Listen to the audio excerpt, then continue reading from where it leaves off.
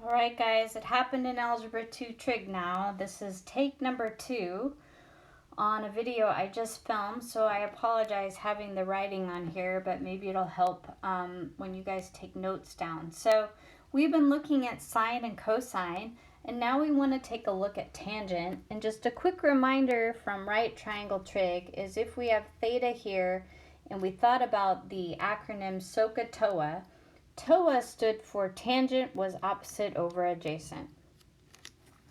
If we apply that to the unit circle, knowing that the x, y here are also sine and cosine, my opposite would be sine over cosine.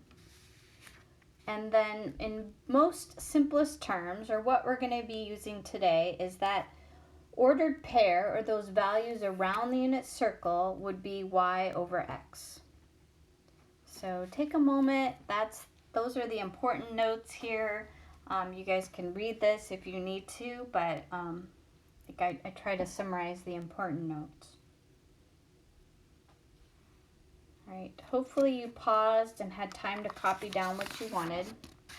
Now, how we're going to use this is you guys might want to get your unit circle, so go ahead and pause again, is we're going to use it to find tangent and put those values all the way around the unit circle. I'm, however, only going to go through with you this first quadrant. And so if we know, the whole premise behind this slide is that tangent of theta is y over x. So here at 0 degrees, or 0 radians, y over x is 0 over 1, so just 0. And then it gets a little more complicated at tangent of 30, because it's 1/2 divided by root 3 over 2. And so when the first time I filmed this, I said, okay, so we take our bottom fraction, we flip it, and we multiply. And when I do that, my 2's cancel out, and I get just 1 over root 3, which then I need to rationalize, giving me root 3 over 3. So tangent of 30 degrees is root 3 over 3. Now we come here to pi over 4, or 45 degrees, and it's easier because look, y and x are the same. So when you divide the same number divided by the same number, even though they're fractions, it's just 1. Tangent of 60 degrees looks like it might be hard because it's root 3 over 2 and 1/2 again. But when I divide this and I flip the bottom fraction to 2 over 1, those 2's cancel out, and I'm left with just root 3. So tangent of 60 degrees, or pi over 3, is root 3. And then up here at the top at 90 degrees, or pi over 2, I end up getting 1 over 0. And remember, anytime we divide by 0, that's considered undefined. This is a really important point. So maybe at this point you want to go ahead and fill in the rest of your unit circle. Really the only things that are going to change is your sign. So if you have over here in quadrant 2 at 5 pi over 6, and you're dividing a positive 1/2 divided by a negative root 3 over 2, well, you're going to get a negative root 3 over 3. So they're just going to change the signs, but these are the same values going around as tangent.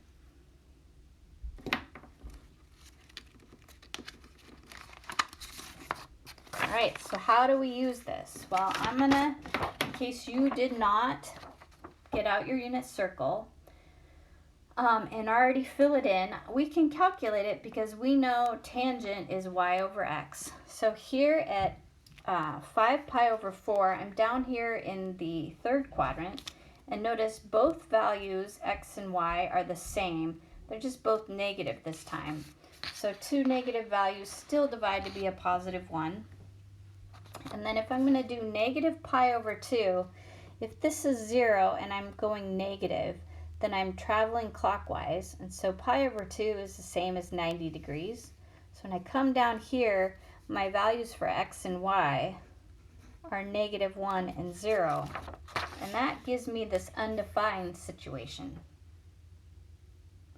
And then pi over 6, we did that one, that's the 30 degrees. We have those values there, and we get the root 3 over 3. So if you need to pause and fill everything in, go ahead and do that.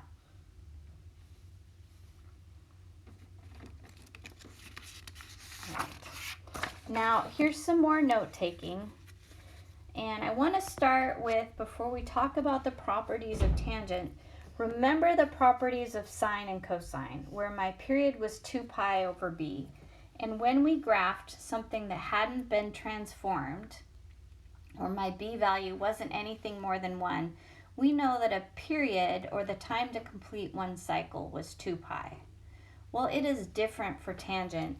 If this is our parent function tangent, it has a period of pi, which we'll see.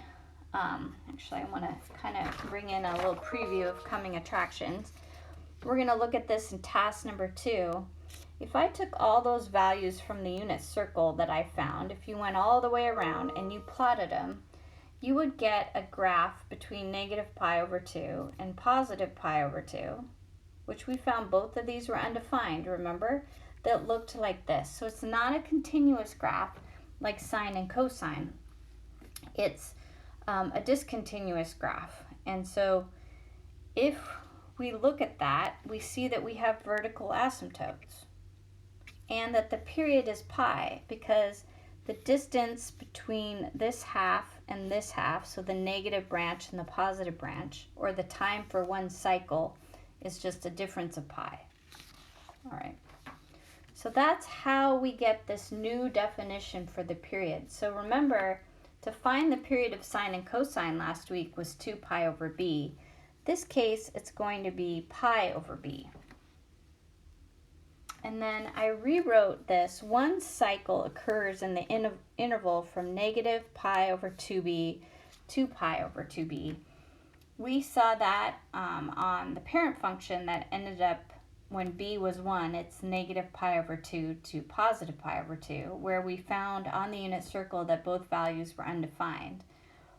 So it ends up being like a fence for your one period, but the fence really is these asymptotes. And so we're going to use this to find our vertical asymptotes, which is important for today's assignment. It's also important that we practice finding those, because we're going to use those to graph in task number 2. All right, so pause if you need to finish taking notes on this. All right, so how do we use that? So we have y is a tangent b theta. The only thing different from last week to this week is now instead of sine or cosine, we're putting tangent in there. A is still my amplitude. B is now the time it takes to complete one cycle between 0 and pi. So when we see a b in this format, theta over 2 is really the same as 1/2 theta. So b in this case equals 1/2. And we're going to use that to find our period with our new definition for a period for tangent. So when I take pi divided by 1/2, remember it's really like pi over 1 divided by 1/2. And I flip that bottom fraction and multiply, and so the period for this particular tangent function is 2 pi. Now, if I want to find my vertical asymptotes, I'm going to plug that value of 1/2 in for b into this equation. Remember, we said that frames one period of our tangent function. 2 times 1/2 just makes it 1 in the denominator, so it's negative pi to pi. All right. So I want you guys to try this one on your own. Your b value here is pi over 2. So you're going to want to pause the video, and when we come back, we'll go through it together. Okay, so if b is pi over 2 and period is pi over b, and we take this bottom fraction and flip it, we end up with a period of just 2, which is different. We've only ever had periods where we have 2 pi in them, but it's possible to have this. And then again, if we plug that in to the negative pi over 2b, the 2's cancel out in the denominator, giving you negative pi over pi to a positive pi over pi. So my vertical asymptotes for this graph are -1 to +1. And that's it. see you in task number 2.